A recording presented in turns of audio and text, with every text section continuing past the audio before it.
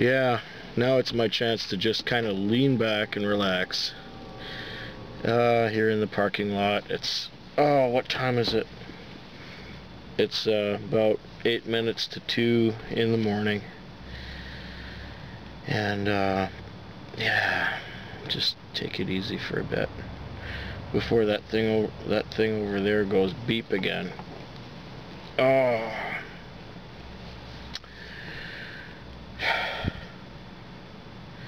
What a slow, long night. I just did, yeah, I did a few fares. The last couple were drug runs, so that was the last $50 I made.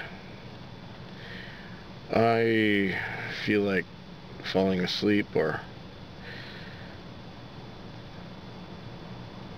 just reading my book and then falling asleep when my eyes don't focus on the pages anymore. Thing about when you sit in a taxi as much as I do, you get ideas for camera angles. I think I started another one now. Well, one way to do it, I suppose yeah. Oh, don't mind me. I'm just tired.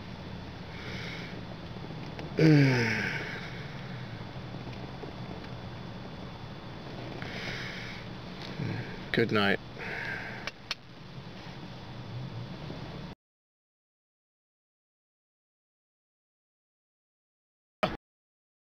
I just realized that there was dirt on the lens. Well, I'm not going back to record that again. Yeah, right. Well, guys, this is take 2 of an 11-minute taxi vlog. It appears that there was dirt on the lens after Cindy had used the camera a couple days ago to take some footage of some BMXing. Anyways, here we are. The taxi has been repaired. What the problem was a plugged up catalytic converter, and we got that all sorted out, and it's running like a top now. This car never ran so good while I was driving it. You know, I got customers who ask me about what happens if someone doesn't pay. Well, a lot of things can happen, but the one thing that happens, or is the worst thing to happen, is that they just run away, and you know, I gotta bite it. And sometimes it's a considerable length of a fare. You know, I mean, I've been burned for $40 or $50 here and there. I mean, if it's like, you know, 8 or 9 bucks, you know, so what? You know, that doesn't matter. But the main point is that people do this, and it's just last Friday night someone did burn me, and the way she did that, she was like about my age, and she had a backpack, and she pulled a real teenager kind of trick by misdirecting me and then just leaving. And the misdirection was this: she said, "Oh, this is it," so I'm about to pull over. No, it's not. It's further down the road. And then further down the road, she says, "Oh, that was it." And then, you know, I was kind of tired anyway, and stressed, and so I wasn't at my top, and I wasn't on top or on the ball at all. So she just made off with the.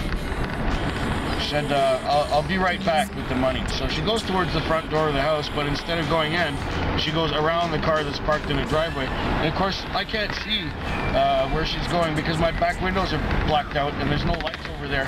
So I guess either she went in by the gate or she went around the hedge or whatever. So what? I waited another 5 or 6 minutes. She didn't come back. I've been burned. Okay, 12 bucks. Who cares? Easy come, easy go. I mean, sometimes I get tipped $20 on a $10 fare. That happened to me just last night. It was amazing. Well, I've had other instances where people tried to get away. There was one time about 3 or 4 years ago when it was snowing, and you know, it doesn't snow very often in Victoria, and most drivers in this town are just petrified when it snows. But me, being from back east where it snows more often, I've been driving on it since I, was a kid. So it's not a big deal to me. So anyway, what they did was they wanted to go to a townhouse complex. So I took them there. And when we got into this townhouse complex that doesn't have an exit, we had to stop. And, I thought they were going to pay me, but instead both doors flew open in the back, and they ran for it, hopped the fence, and ran across the field. Well, it wasn't too difficult for me to, find them, because I drove out calmly, saw where their footprints came out of the field, and followed the footprints right to their door. Hey, boss, you come out, baby, right now! Oh, here, sir, here, sir, here. This is great. I had another one where the guy must have been doing crack or something. He was whacked out on some kind of drugs. He got in my car and said, give me an address. So I'm heading to that address, and on the way there, he says, pull into that bank there. So he wants to get some money at the bank machine, but instead of putting his card in a little slot to unlock the door, he books it. He runs away and around the corner of the bank. So what do? I chase him with the car. I chase him around the building, and of course I'm making some noise, and this makes some policemen hear all the squealing of the tires and want to investigate. So he goes to investigate, and he finds me, and I'm on a dead-end street looking at the end of it. And I said, look, I had a runner, he went that way. So the policeman asked for backup and a dog. So a dog takes a sniff at the seat in the cab, goes down the street, with, of course, a policeman on his leash. And the other policeman asked me, do you know where the guy was going? I said, yeah, of course. I got the address here. I don't know if it's the right one or not. So the police go to the address. The guy shows up, coming down off his high or whatever, and he gets apprehended by the police, and of course they wake up everyone in the house and collect the money and bring it back to me. That was when the police were still helpful. Nowadays you call them, they never show up when you need them, and when you don't need them, they're always jacking you up. Another one was in the rain, when these boys decided to run away from me, and they were running into a schoolyard, but of course it was raining, so the ground was slippery, and there was a post right in the entrance to the schoolyard, I guess to deter bicycles going. Anyway, when he tried to make it around the corner and into the schoolyard, his legs went like that. And I said, well, serves you right, pal. Instant karma, like that. Anyway, this was Taxi Vlog 18 Take 2.